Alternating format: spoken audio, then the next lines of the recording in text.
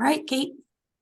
Hey, I would now like to call the September 20th, 2023 Longmont Sustainability Advisory Board meeting to order. Can we please start with a roll call? Yes, Kate Collardson. Here. Jim Metcalf. Here. Mary Lynn. Here. Michelle Roth is not with us today. Charles Musgrave. Here. Robert Davidson. Here. Ralph Grosswald. Here. Lisa Knobloch. Here. Becky Doyle. Here. Francie Jaffe. Here. Heather McIntyre is here, and Councilmember Martin will be joining us shortly. Chair, you have a quorum. Great, thanks. I will read our land acknowledgement statement. We acknowledge that Longmont sits on the traditional territory of the Cheyenne, Arapaho, Ute, and other indigenous peoples. We honor the history and the living and spiritual connection that the First Peoples have with this land. It is our commitment to face the injustices that happened when the land was taken, and to educate our communities, ourselves, and our children to ensure that these injustices do not happen again. And our inclusion statement. The Sustainability Advisory Board embraces diverse perspectives from its members and the public to create an inclusive space where everyone feels welcome to share their opinion. The board asks that all attendees listen and speak with respect and avoid attacks on individuals or specific group identities. Okay, that brings us to approval of the minutes of the last meeting. Is there a motion to approve? I'll move that we approve the minutes from the last meeting. I'll happily second that. Okay, all in favor? Aye. Okay, and the motion passes. All right, are there any agenda revisions or documents to be submitted?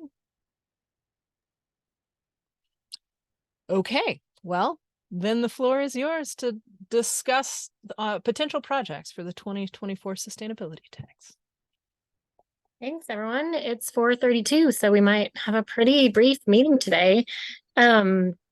As you all are pretty familiar with, I think at this point in time, I think I'll do a quick rundown because I think maybe, Ralph, this might be your first time going through the sustainability tax priorities. I appreciate it. Any background you can give. Thank you. Yeah, so in, oh goodness, 2018, I think it was the 2018 election cycle, Boulder County residents approved the sustainability tax for the county. It's not a new tax. It was essentially a continuation of the existing open space tax and splitting that existing open space tax to be 50% of it would continue to go to open space, and then 50% of it would go to sustainability work for the county.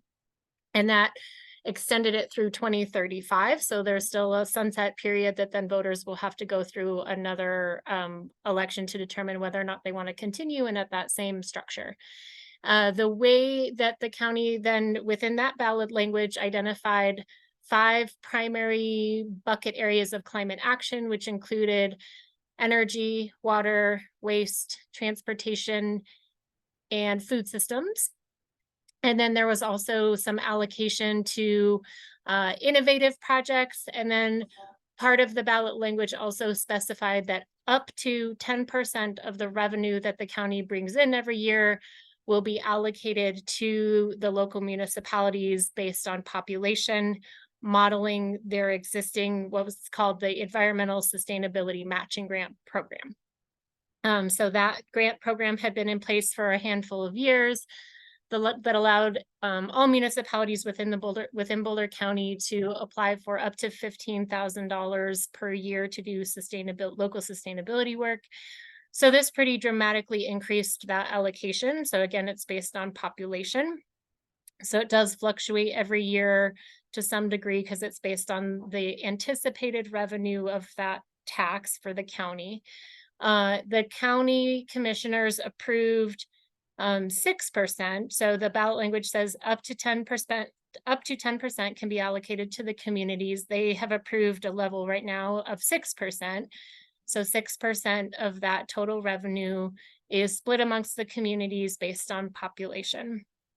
And then every year we go through an application process where we tell the county what we anticipate spending that money on. And then there's a biannual reporting process that we go through to tell the county how well we're doing on our projects, what our expenditures are and whatnot. So that's the background of it. Part of that process also in determining those priorities is to come to groups like the Sustainability Advisory Board to share what we're thinking for the next year.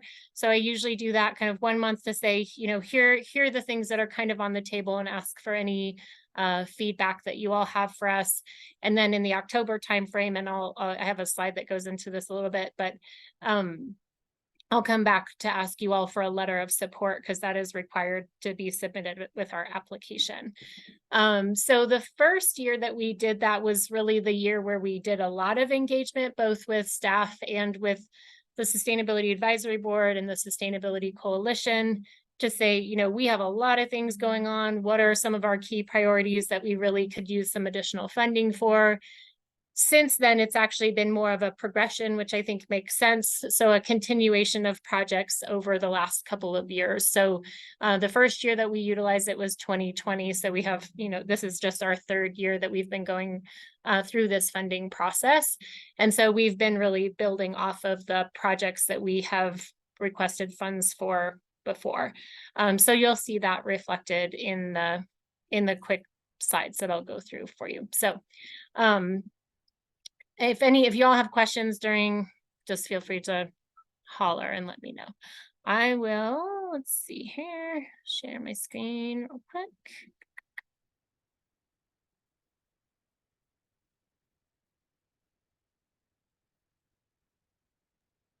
You have the ability to do that, Lisa?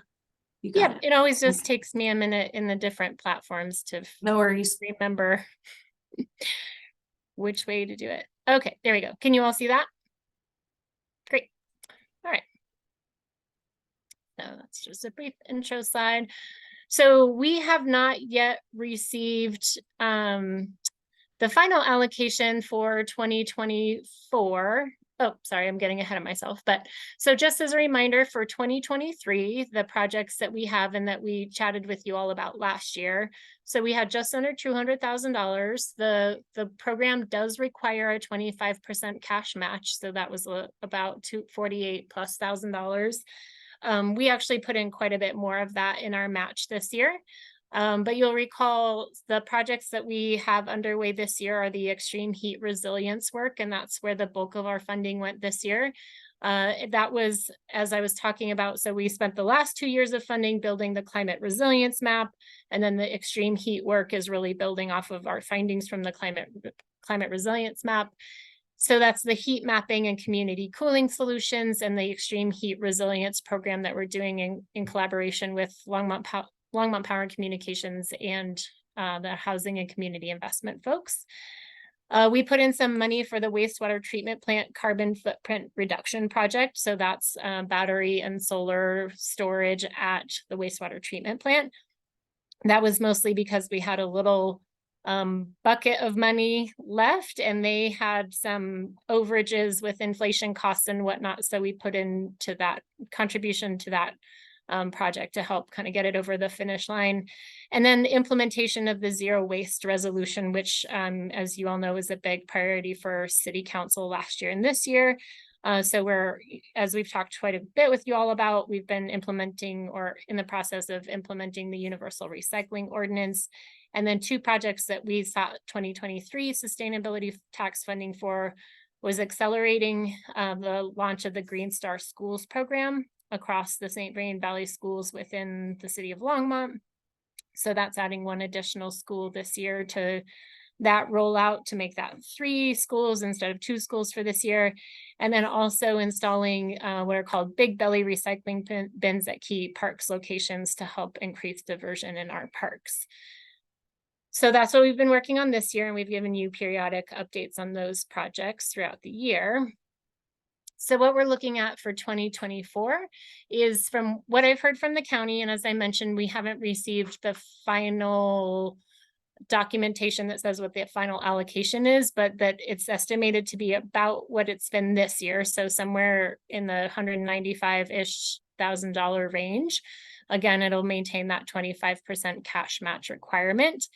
And the projects that we're looking at are continuation of that extreme heat resilience, because we know that that is a big issue, and we want to continue to move forward with the work that we've been doing. So in the next couple of weeks, we'll be doing some community workshops in the Kensington and Lanyon and Spangler neighborhoods that we know are more vulnerable to extreme heat, and having conversations around neighborhood-based cooling solutions.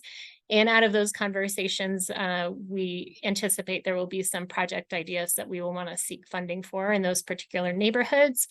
There are some opportunities with some city projects underway right now to do a cool pavement case study. So there's a number of different ways that we can do cool pavement, but there's not a lot of research and data around what it looks like in our climate in particular. And so there's some opportunity to do like a demonstration project or case study to see if that's something that'd be really impactful for our community, and something we might want to consider more in construction projects. And then also looking at the concept of what we're calling like climate respite sites. And so this could be something that is connected to the neighborhood-based cooling solutions, but really bringing together that heat resilience, public art, and transportation together. So there's opportunities to look at micro transit sites within certain neighborhoods where we know that micro transit might stop. So we need an area where people can hang out while they're waiting for their transportation. We also want to make sure that people are protected from the elements, particularly with regards to heat.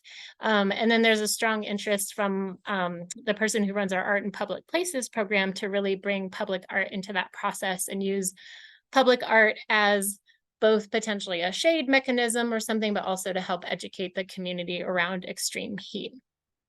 There's the possibility of doing some ecosystem restoration plans across some of our open space areas, bus stop improvements in general. So our transportation planners have been working this year to audit all of our bus stops to really understand, what are the amenities that are available at each of our bus stops and what's missing. So we know some of our bus stops have things like benches and shelters and things like that, but a lot of them don't. And if we want to both make sure that people can safely access transit, and also thinking about, again, like heat and other elements, looking at putting some funding towards bus stop improvements in key areas.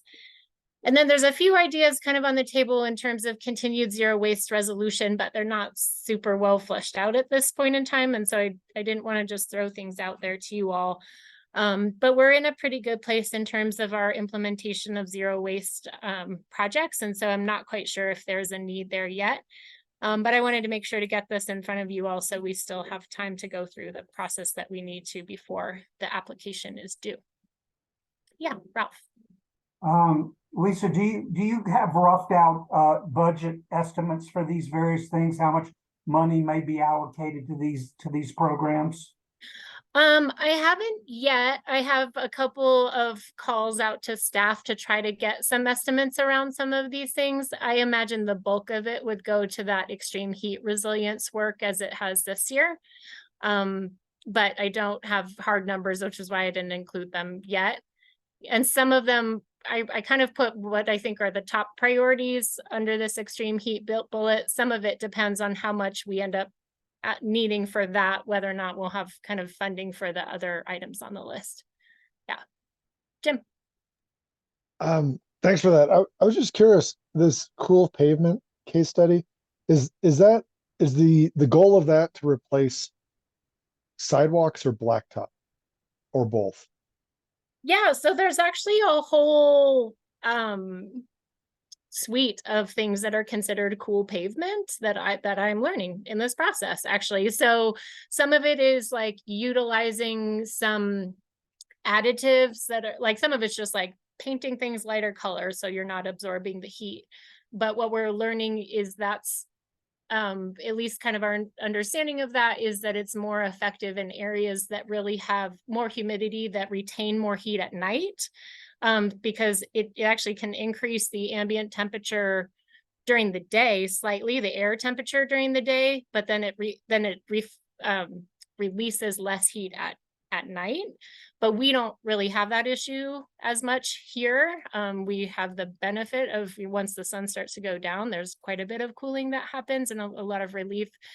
So there's everything from that to like permeable pavement, where you can include kind of vegetation kind of in between pavement and things like that. So there's actually a lot of different things that are considered cool pavement, and that's would be part of this process, is to really determine what are some things that we might want to do some more research on for our specific local climate to determine whether or not they're going to be effective in actually contributing to cooling in our community. Great, thanks. Yeah. Charles. Yeah, I actually had a similar question. It was actually because cool pavement's been studied in various areas, but I think it's oftentimes places like Phoenix or Los Angeles and places like that, which have quite different climates than ours. And I know with the permeable solutions, I was just wondering about things like snow and how well they do in freeze thaw cycles and stuff like that. Is that part of the idea, is to see how well, and also how Phoenix doesn't have as many snow plows as we have?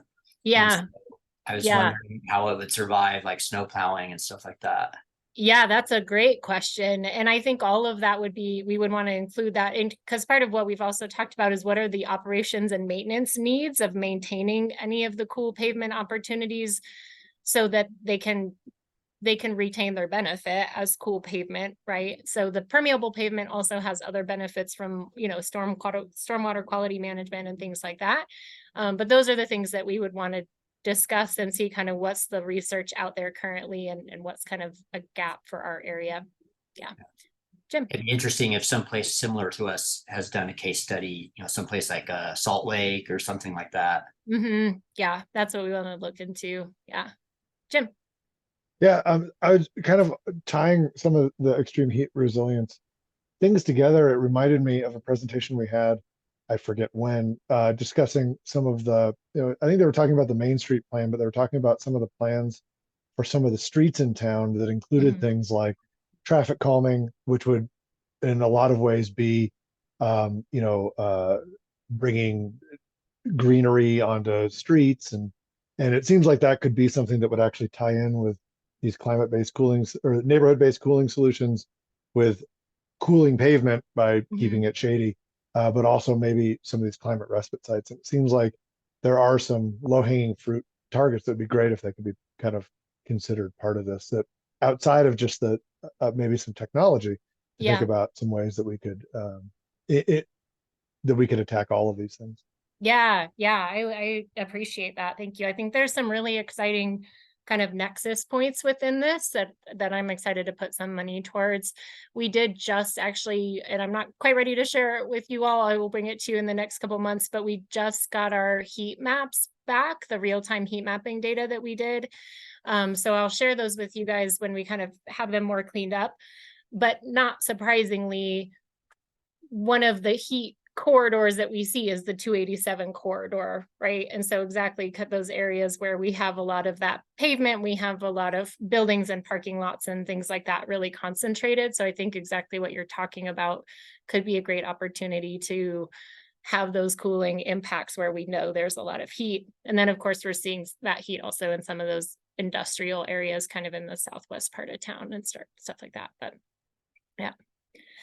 Any other questions or comments or feedback, anything huge that people feel like is really missing? We've got a lot of work going on these days, and a lot of that it's already included in our budget. So this is really kind of where we need to put additional funds. Yeah, Mary. Yes, I would like to see as many as possible nature-based and life-based solutions, in particular trees. And the city is actually at I understand from someone else who's looked at this somewhat casually, that the city is actually at a deficit in terms of its tree replacement rate. And in terms of maximizing carbon capture storage, we don't have as many trees per resident as we could. And we are also the city has, as far as I know, has not put any resources into the other great carbon sink that we have all around and underneath us, which is the soil, restoration of the soil. We are, after all, a farming community, and I've seen some reports that the soil is one of, if not the most important carbon sink, and it certainly is useful in so many other ways for growing our soil and runoff and so forth. And I'd like to know if there's any interest in working with P&Z to encourage passive solar, passive heating and cooling, and architecture, which is rather than the big, enormous, dense, hard to cool structures, which seem to be going up all over town, maybe focusing on courthouse and, shotgun passageways and like a shotgun house, and other passive heating and cooling approaches to dealing with what you're calling the heat zones. It seems like there's an awful lot that we could do that's more low tech and more nature based and more working with the natural environment based. Mm-hmm. Yeah, thanks so much, Mary. I'm not familiar with the replacement rate, but I'd be happy to look into that and get back to you all. Thank you. I do anticipate as we go through these neighborhood-based cooling solutions, trees are going to be a big component of that. Unfortunately, we just found out yesterday that I think I'd mentioned to you all that we partnered on a grant that the county led, an urban forestry grant through the IRA fund umbrella. And we just got word yesterday or day before yesterday that we were not one of the recipients of that. And that was a big influx of funding into urban tree canopy work. So I think that group is going to regroup to figure out kind of where we go from here with that, which was kind of disappointing. But yeah, thanks for those comments, Mary. I appreciate it. Any other thoughts or feedback?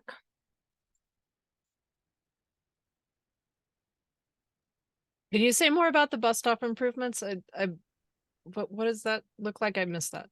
Yeah, so our planning, transportation planning folks have been working for the last year or so to do an audit of all of the bus stops in the city to understand what amenities are available at each of those bus stops. So is it just a sign on the side of the road? Is there a bench? Is there a shelter associated with that? Is there adequate lighting? Like all of the things that people really need to make those not only appealing, but safe for people to utilize transit. Are there sidewalks? All of those sorts of things. And so there's some opportunity to look at where there's some significant gaps in those amenities and what part of town are those in. Then we might want to put some funding towards making those improvements so it's easier and safer for people to access transit. Yep. Thanks. Yeah. Any other thoughts or comments? Yeah, Mary. So you responded to the trees. Thank you for that. Any thoughts about my comments on architecture and perhaps soil building as ways of making the city more sustainable and also for cooling? Because obviously, if you've built better soil, then you can have stronger and healthier, more viable vegetation, including the trees. Yeah, I think that's great. I'll definitely check in with our natural resources folks and see what they already have going on over there. I think that does tie to that ecosystem restoration plan concept, which would be looking at, soil is a key component of ecosystem restoration. So I will chat with our natural resources folks about that piece in particular. We have talked a lot about potential, anything in the architecture and building area would be code requirements. And so those would be things that we would have to discuss with our planning folks to understand those code requirements. That would likely be more, those would be more for new construction. It's much more difficult for that around, retrofitting and things like that. But yeah, I think that that's definitely an opportunity for us to look at. I don't know that that would require funding for this. That's more of a policy shift for our city council to consider. We do have the next code cycle that's coming up in 2024. So if there are additional things that we want to consider in that code update process, that would be the time to bring that into the conversation. Well, it seems like that would be an opportunity, if not for requesting funding, but for this committee to pass a resolution requesting that P&Z engage a process in cooperation, perhaps with your department, Lisa, to to create more continuity around the city in terms of some of these initiatives. Yep. Mm-hmm.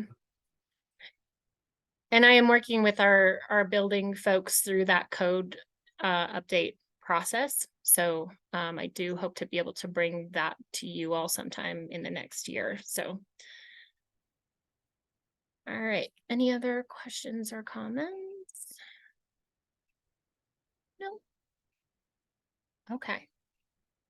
So this is the last thing I kind of mentioned. I think most of these things. So just the timeline moving forward, the application with the finalized allocation amount will be released sometime early October. So I don't have that quite yet, but like I said, to make sure that all the timing lines up, I wanted to bring these things to you all today so that I can let you know for sure at our next meeting what we are allocating those funds toward and get a letter of support from you all. And then the application will be due mid-November, which I'm assuming is going to be before our November meeting, which may also fall very closely to the holiday. So I wanted to not run us up against time on that. So that is all I have for you all. Thank you for your feedback. Lisa, really appreciate that. Okay, well, we don't have any public invited to be heard this week. And there's nothing listed under other business or staff. The next item is items from the board. Yes, Jim. I promise I'll be quick. I've been thinking a lot about the presentation that we had from Platte River Power last meeting, and there are some things that I wish I would have asked in retrospect. And I've been jotting down questions that we could send them because I know that we can always do that. So I just kind of wanted to put it out there that if anybody else has questions that they might be thinking of, I'll send mine to Heather, and then maybe we can circulate something if anybody else has questions that they'd like to ask. But I don't have anything prepared that I can do. I just have some things that in retrospect, I was like, why didn't I ask? So anyways, I just wanted fair warning. Jim, what were the questions that you have so far? All right. Well, my main concern is that the last time that they talked to us is that we were going to hit 100% renewable by 2030, and now it's at 80. And that's 6.5 years away. And there isn't anything under construction that I know of that is going to help bridge that gap. And with the timing of acquiring materials and permitting and construction and all that stuff, I just feel that is that actually the target they think they're going to hit? And I'm trying to be more eloquent about this when I write them down, but is that actually the target they think they're going to hit? Or are we just going to keep getting told that, well, the market, we're waiting for the market to do this and that and whatnot in the market, or praying for some magical technology to save us, as opposed to making use of yesterday we got half our power from wind for long periods of time. That was great. But today we're up at 60% coal again, something like that. And I just feel that right now our timeline, we're 6.5 years out, and I don't really feel that we're moving as aggressively as we should be if we actually think that that is a and I believe wholeheartedly that needs to be our goal and our target. I understand that. Yeah, I would certainly agree with that, and I would, they kind of don't really admit this, but they had two problems that put us so far behind that curve. The first one is in 2018 and 2019, when it was a really great time to invest in solar plus battery stuff, they didn't do it. And then in 19 and 20, when they realized they really needed to do this, that it wasn't, we weren't going to back down. Then the pandemic and supply chain problems came in and they lost some big contracts. So we should have been closer to 50% by now. And between, a mistake and a legitimate problem, we essentially missed 2 purchase cycles of adding renewables. My take on this is that for the last 80% or the last 20% rather, we should be focusing on accelerating our distributed energy resources program in Longmont. So I just wanted to get that out there. Yeah, I also, the other secondary question I have is I had asked about geothermal resources in Colorado, which I know there aren't a ton of right now, but there are some relatively promising technologies. And their response was that well, it's relatively unproven. But then at the same time, they talked about carbon capture and storage, industrial carbon capture and storage, which is exceptionally experimental and unproven and doesn't actually do a ton. And so I don't know. I feel that there needs to be we need to be a little bit more honest about the roadmap. And I feel, and I know they also said like, oh, there's some things that we're bidding on and we're in negotiations. I know there's some things that we can't know yet, and I understand that, but I feel that we should have a much better idea of what the plan is by now. I agree with you. I hope you will come to council next month and say that to their faces. And yeah, transparency continues to be a big issue with PRPA. But also autonomy for the cities because Longmont could do a lot more if it were given free rein. I'm sure that is the case. So yeah, I encourage all of you to, save the date, make plans for when PRPA is presenting before the council next month. Marcia, is that date set? I'm sorry if I just missed that, but oh, I was just but... saying I opened my mouth without knowing the date. I think it's the 24th, but I'll find it for you. Okay, yeah, I was gonna say I do want to make sure that this group has that information available. Absolutely. Yeah. Great. And then I did want to, I'm going to tap Hannah to jump on in a minute around the distributed energy resources, because she manages that for the city. But I also wanted to mention briefly, there's been a lot of conversation currently and anticipated state legislation coming up this next legislative session, focusing particularly on issues and guardrails that need to be incorporated in both geothermal and carbon capture and storage. And so those are things that CC4CA, Colorado Communities for Climate Action, of which we are a member, are really heavily paying attention to and are making sure that the voices of local government are represented in that, and that it doesn't, to the extent possible, has those guardrails to avoid some of the issues that Jim, that you just mentioned. And so those are very much on the radar for folks from the state standpoint. So I'll definitely keep you all updated as I find out information of that, but I'm gonna pass it to Hannah. And also I see that Charles has his hand up. Did you want to jump in quickly, Charles? Yeah, just a couple of quick notes. I had similar thoughts to Jim, and also agree with the idea that we're not doing enough on distributed energy resources, and especially on incentivizing the public towards what they can do to contribute to this. Our solar installations in the city are pretty far behind compared to rooftop solar and some of the other communities. But a question for Marcia is, you mentioned, the city could do a lot more if we were freed up. How restricted are we by our agreements with Platte River, and do we know where the other cities sit? Are they equally frustrated? Or because my guess is, especially the big ones, Loveland and Fort Collins, if they had similar thoughts, maybe we could use that to gain some extra leverage. Yeah, it's a little bit complicated because we're limited by the organic contract and the powers PSA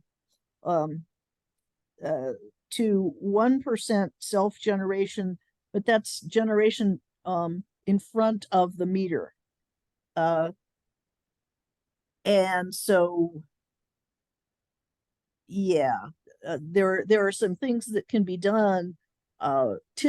Theoretically, you can generate as much, rooftop solar as you want. You're limited by what we'll permit, which needs to go away, and that's a separate discussion that needs to go on with the council because we could fix that.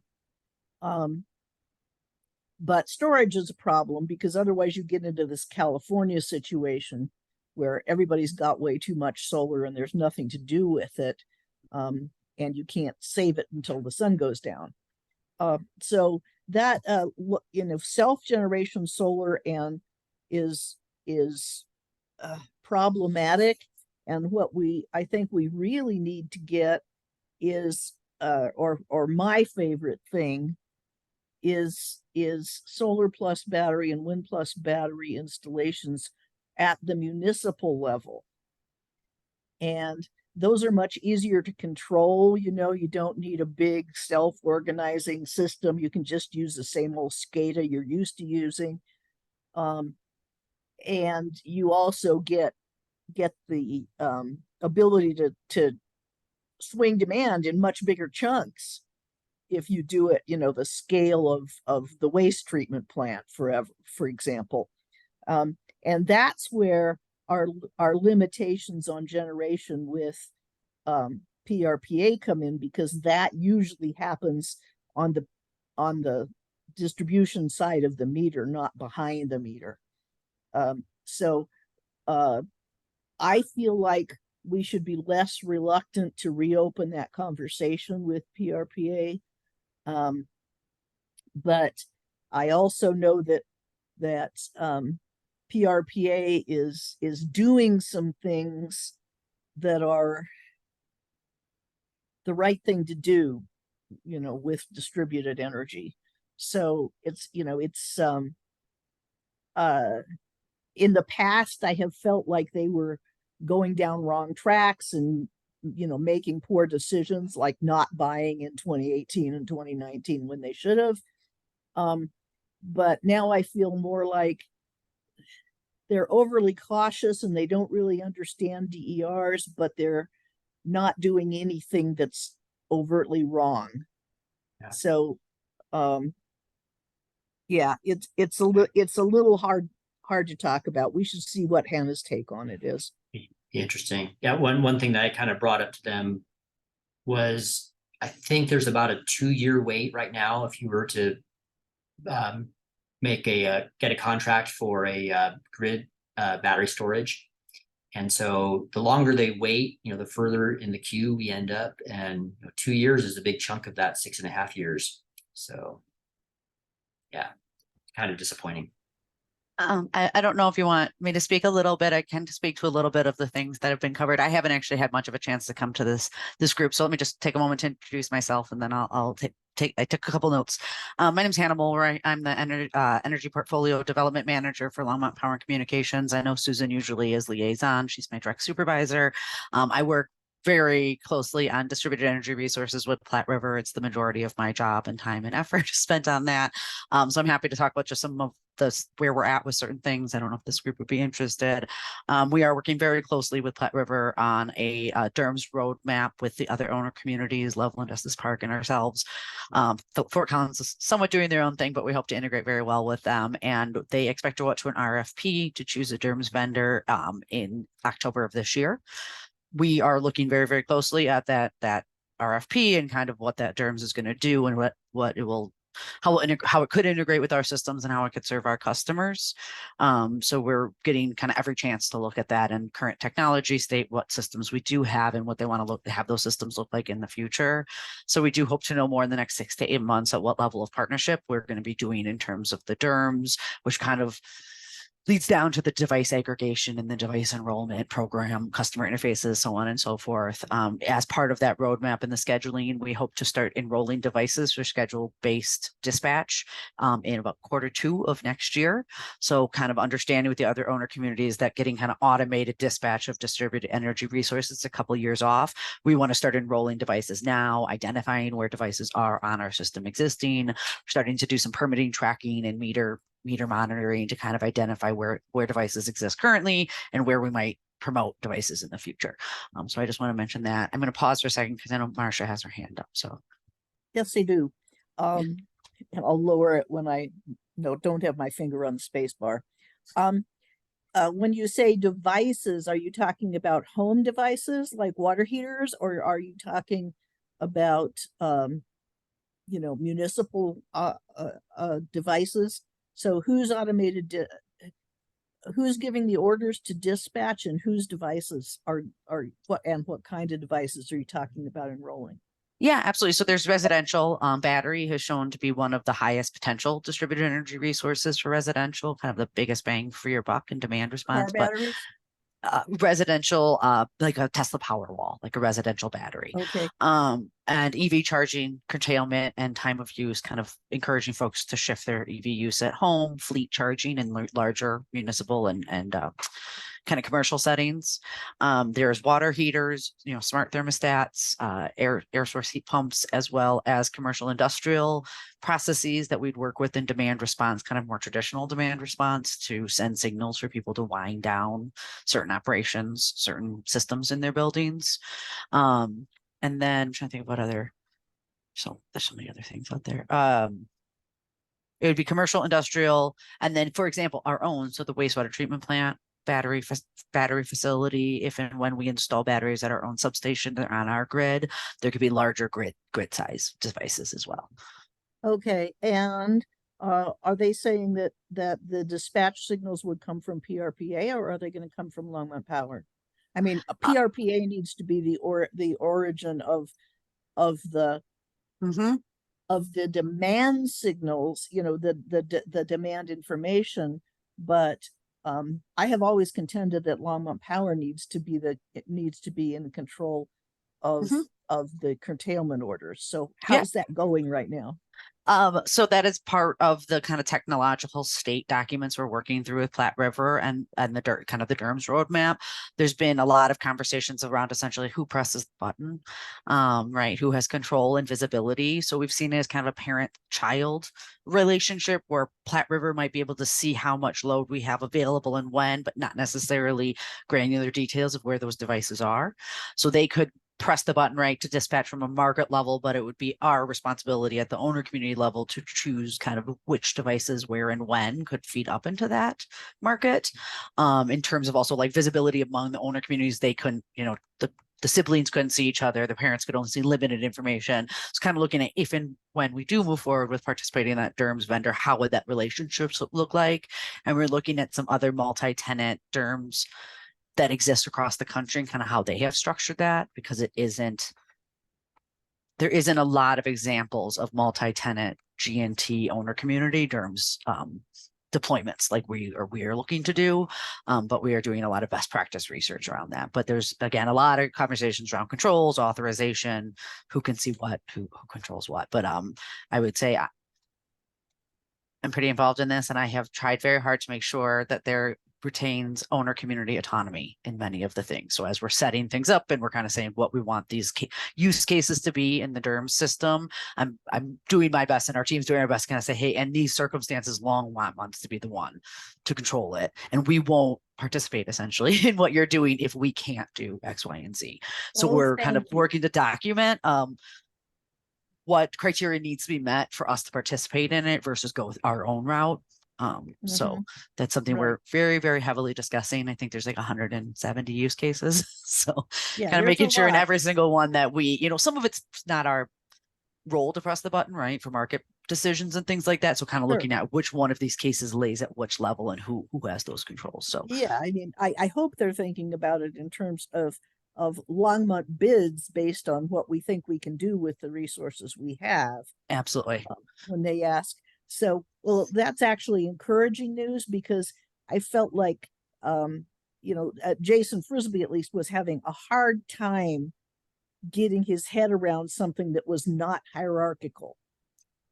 Understood. I would say there's a lot of, I don't want to say this, subject matter experts that are quite a few levels down from Jason Frisbee that are hashing out a lot of these details and conversations. So I serve on, I think, 4 or 5 advisory boards related to terms, working with owner communities and varying levels of kind of understanding of what those functional use cases all look like and what is being involved. So I would understand why he might not be as clear about how the complicated relationship. I've seen all the graphs and the charts and kind of the roles and responsibilities that he may not be as familiar with as but we're, Paul Davis is largely leading up the effort and I'm very confident in his ability. Yeah. So I think it's cultural, but yeah. No, I mean, it's been, I will say it's been a very cooperative, it's been kind of my top role the last year here with the utility, and working with them is probably the thing I spend the most time doing. All right. Well, I think that's very encouraging report. So thank you, Hannah. And then just really quickly too, you mentioned interconnection and like solar, how much we allow people to produce and all of that. We are studying solar rates, interconnection standards for not just solar generation, but other distributed energy resources that dispatch called on, kind of communications protocol. And we are looking at potentially upping the amount that we allow folks to produce on their rooftop. We understand local generation is not the answer necessarily to our 100% renewable goal, but we do want to be more flexible and allow some people to electrify and get EV chargers and get heat pumps and maximize their solar. So that's something we anticipate bringing to council Q1 of next year for discussion. The rate people yes, mentioned that. Yes, I have been working extremely closely with them as well. That's the second thing I spent the most time doing. So we'll be back in Q1 with kind of interconnection standard, code recommendations, rates, things like that.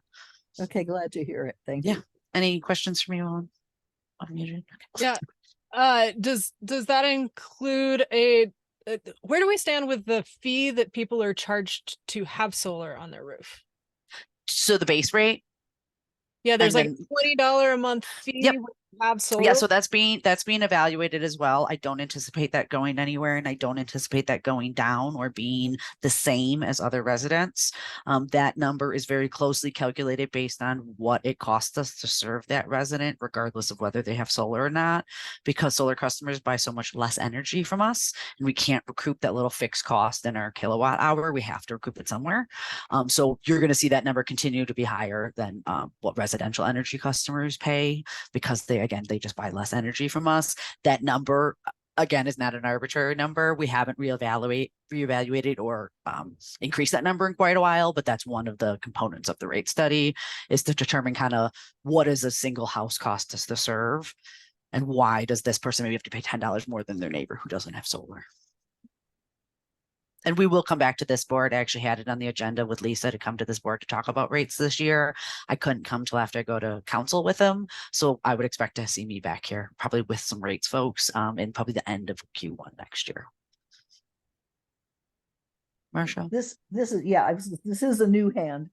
I was just going to get behind you on the self-generator fee that's associated with the connect fee. To address Kate's question, because I'm sure you must hear all the time, I've got solar, I'm a contributor, why do I have to pay this extra fee? But that's kind of backwards. Even solar generators, with the costs of delivering electricity, and we're still subsidizing the big houses, even the ones who have solar. And the people who are subsidizing it are our low income consumers. So that fee is absolutely fair, just, and equitable. Yeah, yep, you're correct. We're already subsidizing through the rate we're paying them, so I wouldn't want to subsidize further in the base rate. And that's something that's part of kind of the fundamental rate change we're coming back with, is looking at how we can reduce the amount our solar customers are subsidized by other ratepayers, but still receive something for their contributions. Right. Yeah. And that, in fact, is something that sustainability people should really know about municipal infrastructure in general. Our ordinary water and sewer consumers are also subsidizing the families with McMansions, because it costs more to serve those big houses, then they are paying. Yeah, we should, short answer is we should be defending those connect fees. All right, thank you for the chance to weigh in. And if anybody has questions, please feel free to reach out to me. I'm glad to answer any questions at any time. Thanks.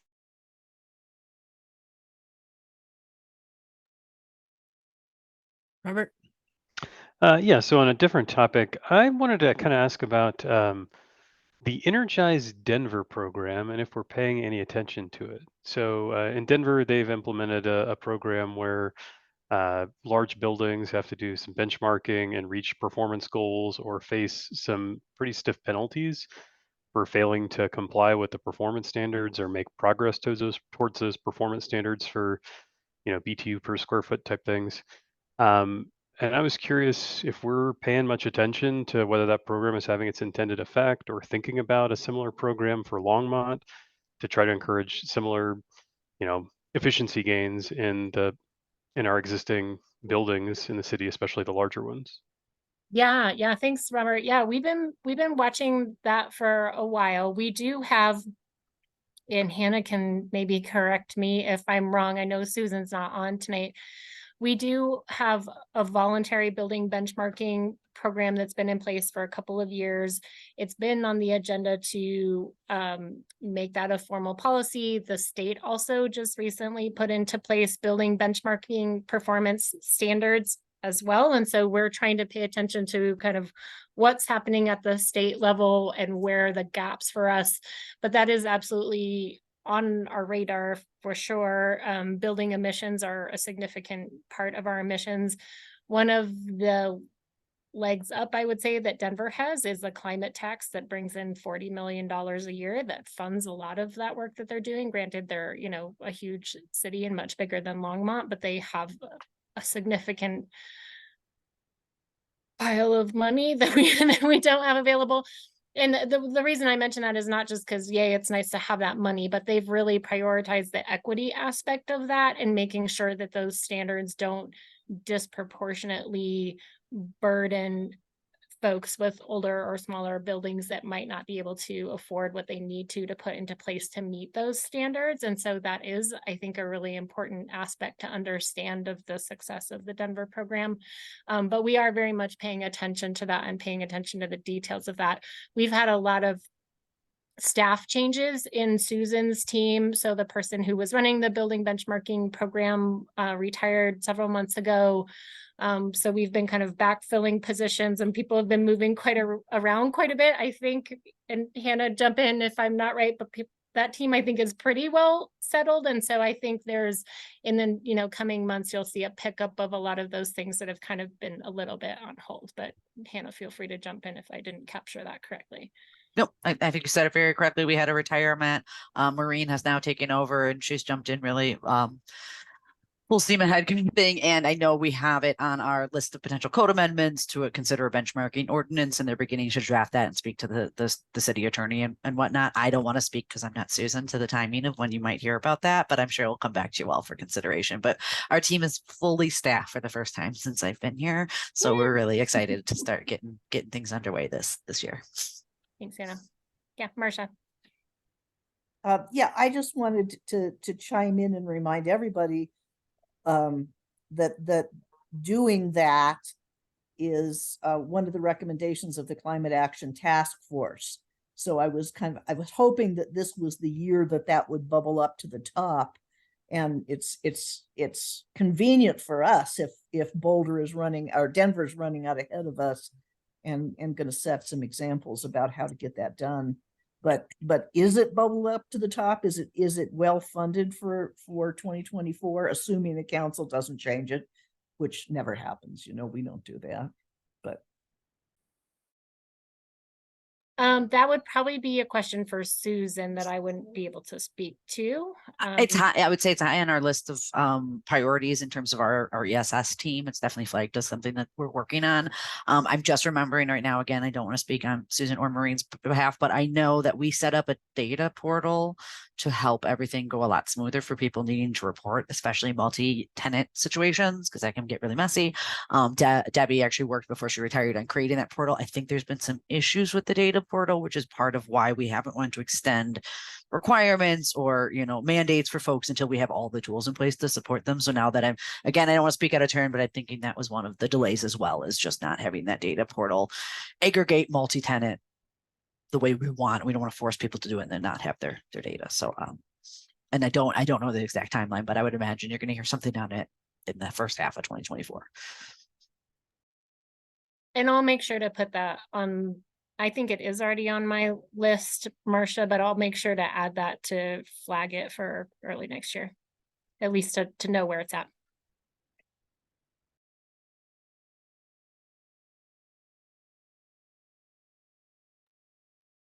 Great. Any other items? Jim, have you been able to work on the resolution? You know, last week I was like, man, next week is the third Wednesday of the month. That means we're gonna have a board meeting. And I was like, oh crap, I haven't worked on the resolution. And then literally I was thinking that as I was biking to work. And then like as I got to work, I had an email from Heather asking if I had everything ready for the meeting. So no, it is being pushed again, but only because I'm working so diligently on it. Fantastic. We appreciate your diligent work. Thank you.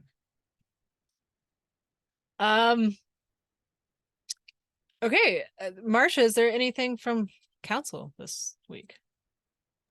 No, not really. I have been kind of grumbling because you know, we hoped that PRPA was going to present to council and then have a public meeting on the IRP the same weekend, you know, so that they'd all come down here, present to council, and then also be in the museum for people. And somehow that hasn't worked out. And the last date that I got from Daryl was after the election, which doesn't seem right to me. You know, it seems like we should have that public event in October, the same time as they're going to come down and see the council. So that hasn't risen to something that was, you know, happened in the public meeting, but I'm really trying to push back and get them down here sooner rather than late November, because I think that everybody should have that information before they vote. Not that it's necessarily going to affect anything, but it's, you know, it's part of the big picture. And Heather did confirm that October 24th is the date that PRPA is coming to city council. So that is after our October board meeting. So hopefully we'll have one more time to remind you all of that. But just if you are interested in that, please put it on your calendars now. Yeah. Y'all come. Of course you can watch online, but I would love to fill up the chambers for that event. So, you know, bring your you know, pack up the babies and grab the old ladies. Is that what they say? Just fill up those chambers so that PRPA sees us looking at them. Great. Thanks. Okay. Well, with no informational items attached to our board packets, that brings us to the end of the meeting. Is there a motion to adjourn? I so move. I will second. All in favor? Aye. Aye. Okay. Well, thanks everyone. Thanks, people. Great So, days. Bye. Thank see you. you next month. Bye, everyone. Bye.